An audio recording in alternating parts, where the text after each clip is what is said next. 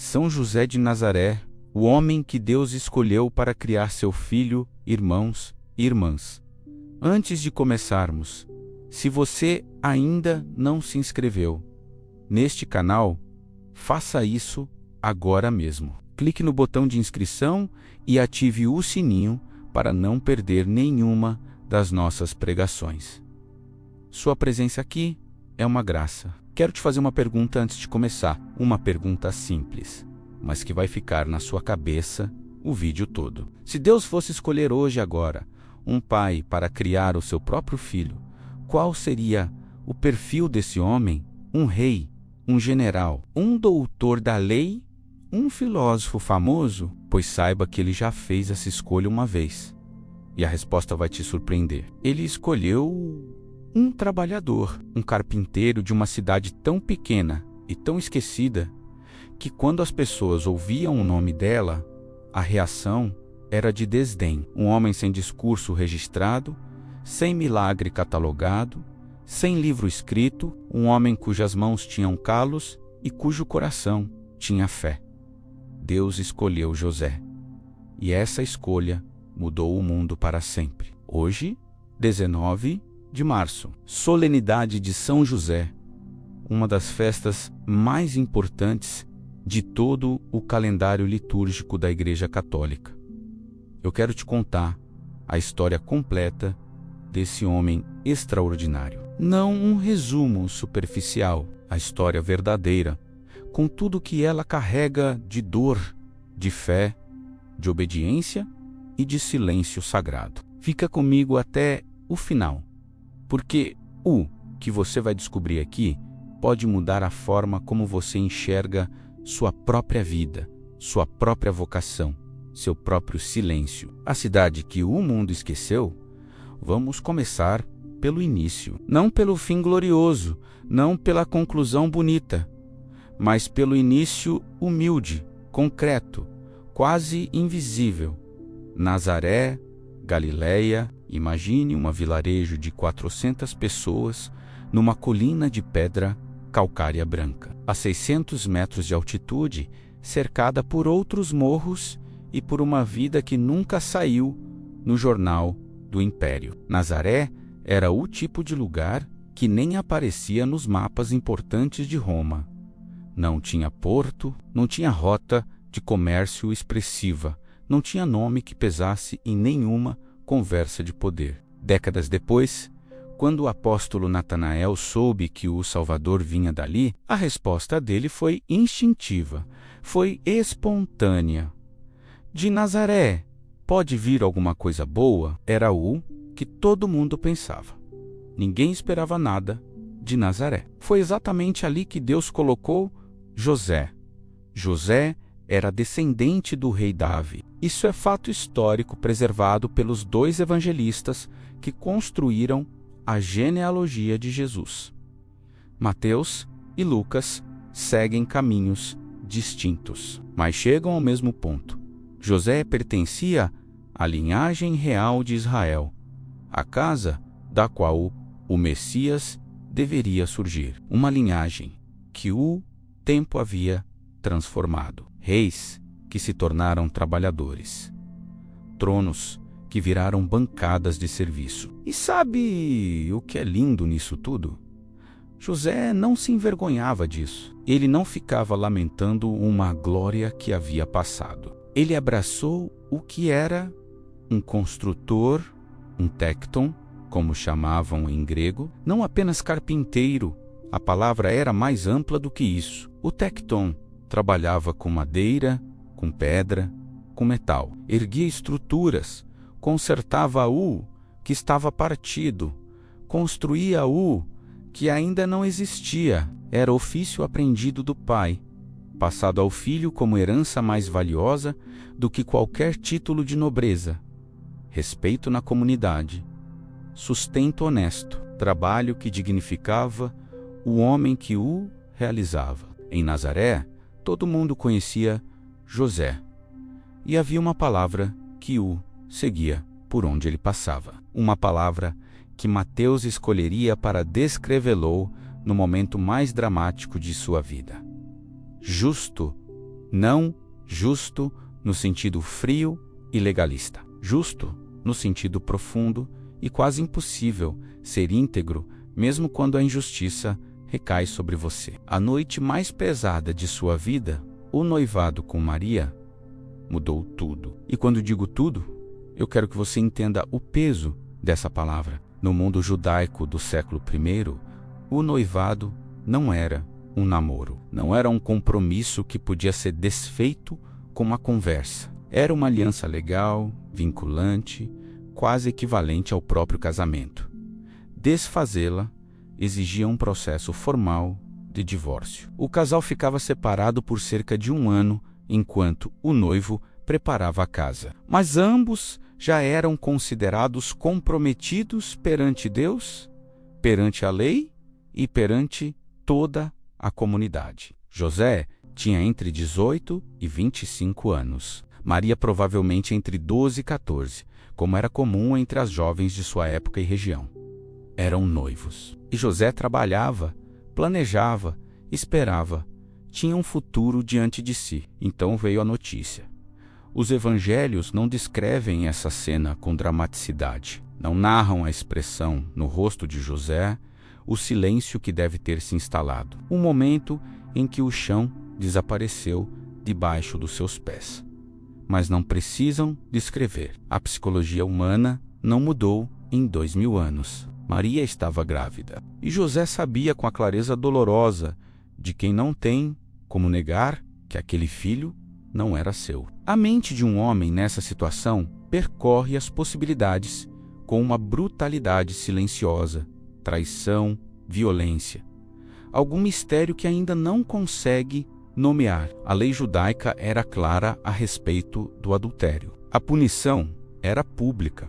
Poderia chegar ao apedrejamento. José tinha o direito legal de denunciar Maria, de expô-la, de exigir que a comunidade soubesse e aplicasse a lei. Era o caminho que muitos homens feridos na honra escolheriam sem hesitar um instante.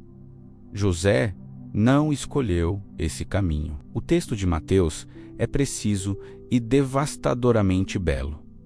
José, sendo homem justo e não querendo expô-la à ignomínia, resolveu dixá-la secretamente.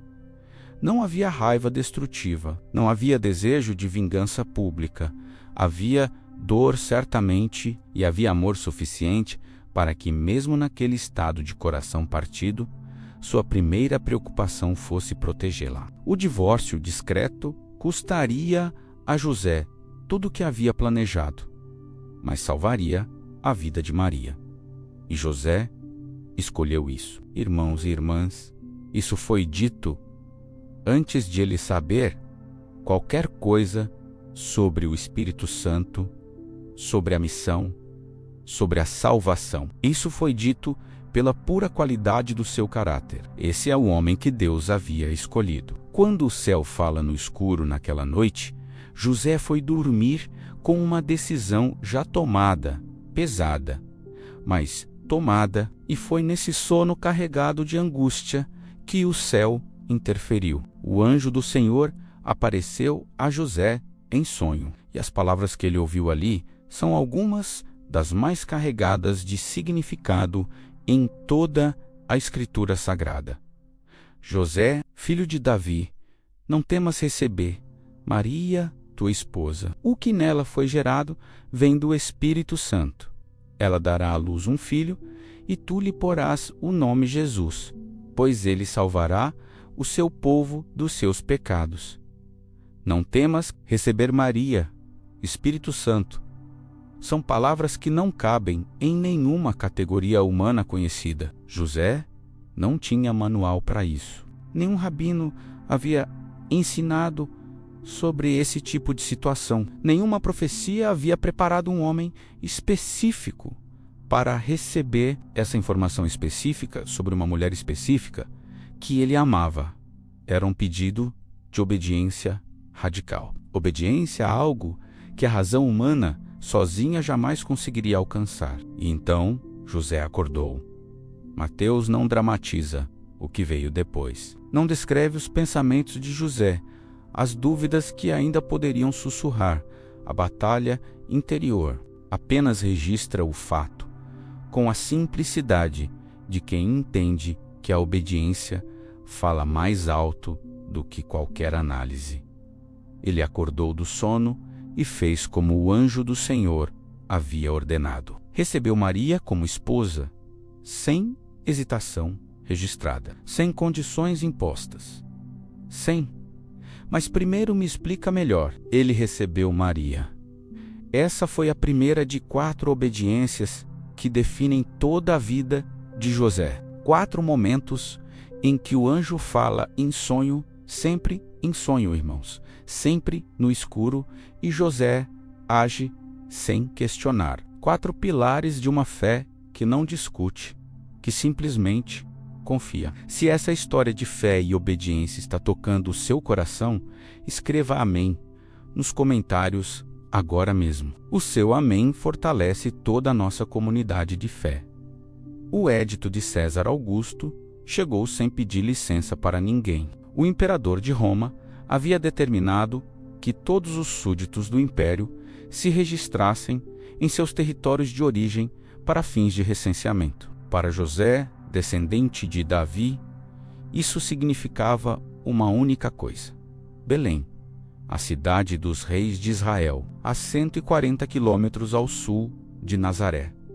No mínimo, uma semana de caminhada. E Maria estava nos últimos dias de sua gravidez. Não existe nenhum registro de José se queixando disso. Nenhuma tentativa de negociar com as autoridades, de buscar uma exceção, de reclamar do timing impossível. Ele simplesmente foi com Maria ao seu lado, provavelmente montada em algum animal de carga, atravessando os caminhos de pedra que desciam da Galiléia para a Judéia. Chegaram a Belém, lotada, as hospedarias sem espaço.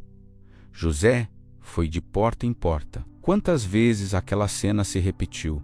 Sabemos. Cada resposta negativa era mais urgente do que a anterior, porque Maria já sentia os primeiros sinais. Não há lugar, não há espaço, não há nada para vocês aqui. Até que alguém, em algum ponto daquela noite, ofereceu o que havia disponível: um estábulo, uma gruta, o lugar onde os animais se recolhiam. Chão de terra, palha, o odor próprio do lugar. E foi ali que José preparou o melhor que conseguia para que Maria desse à luz o Filho do Altíssimo. Não havia médico, não havia parteira registrada nos evangelhos. Havia José e sua presença silenciosa, mas inteiramente ativa naquele momento, é uma das imagens mais poderosas que a fé cristã preserva em sua memória. O homem que escolheu ser pai de alguém que não era biologicamente, seu filho agora de joelhos no chão de um estábulo, sendo o primeiro a receber nos braços o Filho de Deus. Jesus nasceu, chorou como choram todos os bebês, e José segurou aquele menino que veio salvar o mundo. A fuga na madrugada, meses depois, magos do Oriente chegaram a Jerusalém perguntando pelo rei dos judeus que havia nascido. A pergunta perturbou o rei Herodes e perturbou a cidade inteira. Esses sábios foram guiados por uma estrela até a casa onde José e Maria haviam se estabelecido em Belém. E encontraram ali o menino com sua mãe. Prostraram-se, ofereceram ouro, incenso e mirra, presentes que a providência divina usaria para financiar a fuga que estava prestes a se tornar necessária. Porque naquela mesma noite, depois que os magos partiram sem retornar a Herodes, como havia sido pedido a eles, o anjo do Senhor apareceu a José pela segunda vez. Mas dessa vez, a urgência era diferente.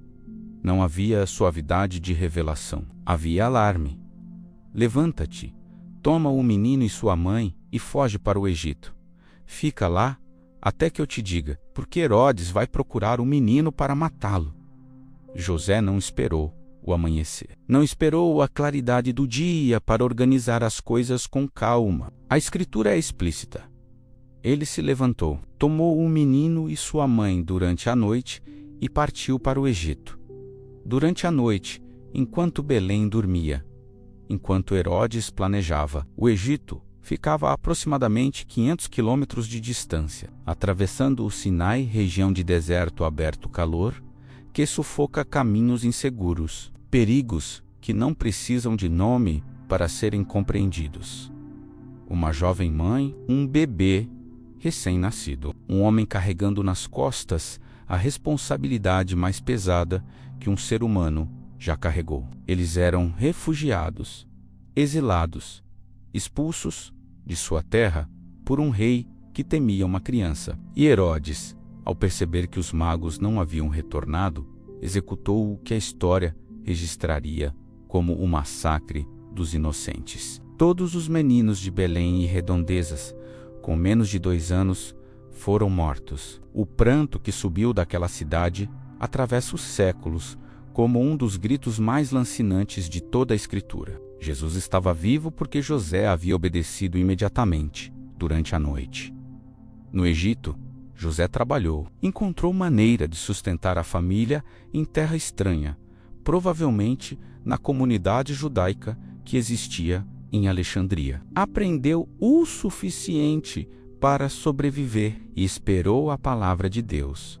Quando Herodes morreu, o anjo voltou 3ª vez. Levanta-te, volta para a terra de Israel, pois já morreram os que procuravam a vida do menino.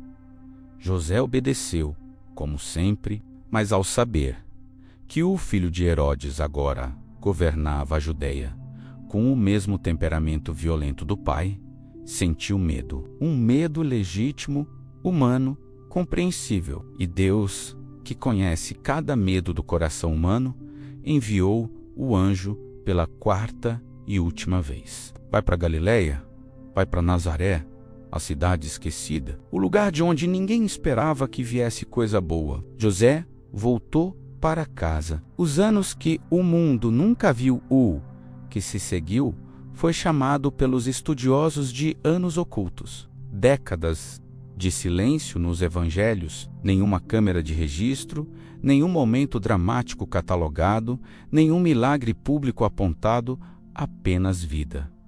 A oficina aberta de manhã cedo. O martelo, o serrote, a madeira que cheira bem quando trabalhada com atenção e cuidado. Jesus crescendo ao lado de José, aprendendo o ofício com as próprias mãos, aprendendo a Torá pelas orações que o pai recitava à mesa e na sinagoga aos sábados. E os vizinhos de Nazaré, quando décadas depois ouviram Jesus ensinar no templo, com uma sabedoria que os deixava boquiabertos, fizeram a pergunta mais reveladora possível: não é este o carpinteiro, o filho de José? Filho de José era o sobrenome que José havia costurado sobre Jesus dia após dia, na oficina e na sinagoga, na mesa da refeição e nas estradas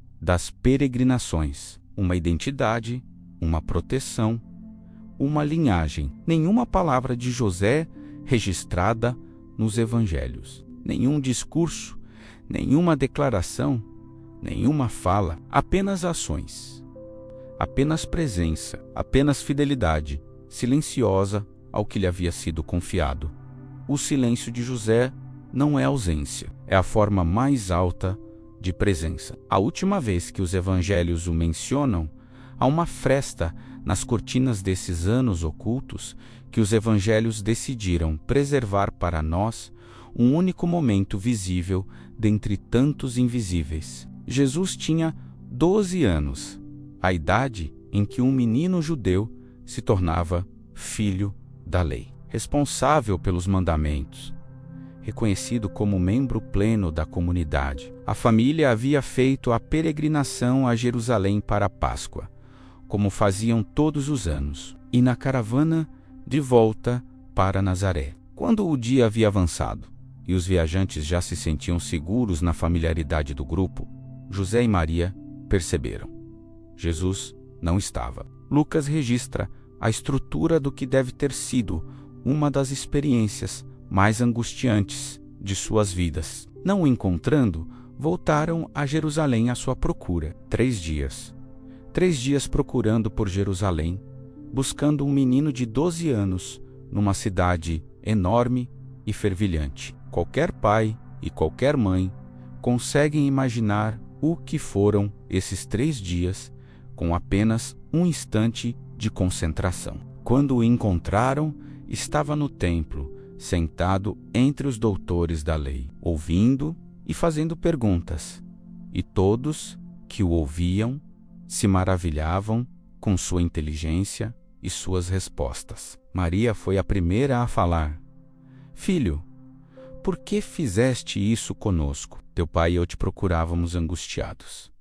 Teu pai. Foi assim que Maria chamou José diante do próprio Filho de Deus. E Jesus respondeu algo que abria uma janela profunda para o mistério que José vivia. Por que me procuráveis? Não sabeis que eu devia estar nas coisas de meu pai? Os evangelhos registram que eles não entenderam o que Jesus quis dizer, e que ele voltou com eles para Nazaré e era submisso a eles. José, presente em todo o drama, silencioso em toda a resolução, testemunha de um mistério que talvez nunca tenha conseguido colocar inteiramente em palavras, mas que carregou fielmente até o último dia de sua vida. Essa foi a última menção de José nos evangelhos. Depois disso, o silêncio é total. Quando Jesus começou sua vida pública, José não estava mais. Os evangelhos nunca registram o momento de sua morte, mas a ausência fala por si mesma. Em Caná, quando Maria intercede pelo casal sem vinho, ela está sem José na crucificação. Quando Jesus entrega sua mãe aos cuidados do apóstolo João, teria entregado ao discípulo que poderia ter entregue ao seu pai se José ainda vivesse. A tradição cristã, a partir desses indícios que os evangelhos convidam, sem enunciar, chegou à conclusão mais ternurenta. José morreu antes da vida pública de Jesus. E a forma como a piedade popular imagina essa morte é de uma beleza que parte o coração e, ao mesmo tempo, o enche de paz. Ele morreu nos braços dos dois que mais amava no mundo. Maria, de um lado, Jesus, do outro. A morte de um pai humano, velado pelo Filho de Deus e pela Mãe de Deus. Nenhum outro ser humano na história pode reivindicar esse privilégio. Nenhum. E é por isso, irmãos e irmãs, que São José se tornou o padroeiro da boa morte daqueles que partem da vida envoltos em fé e amor. Ele não viu os milagres públicos, não esteve em Caná, não viu a multiplicação dos pães, não viu Lázaro saindo do túmulo, não viu as multidões seguindo o filho que havia criado, mas também não teve que ver a crucificação. Deus, em sua misericórdia, poupou esse pai adotivo da dor mais insuportável que poderia existir. Sua missão havia sido completamente cumprida. Ele havia protegido o Salvador, havia criado o Messias, havia ensinado ao Filho de Deus o que é o trabalho humano, o que é a fidelidade cotidiana, o que é acordar todos os dias e fazer o que precisa ser feito sem precisar que ninguém celebre. O bastão que floresceu no escuro, nos ícones e nas pinturas que a tradição preservou ao longo dos séculos. São José aparece quase sempre com um bastão florido nas mãos. A origem desse símbolo vem de uma tradição antiquíssima. Quando chegou o momento de escolher o esposo de Maria, os candidatos deixaram seus bastões no templo durante a noite. De manhã, apenas um havia florescido. Era o de José, sinal de eleição divina, de uma escolha que vem do alto, não de mérito humano. Esse bastão que floresceu no silêncio da noite é a metáfora perfeita para toda a vida de José.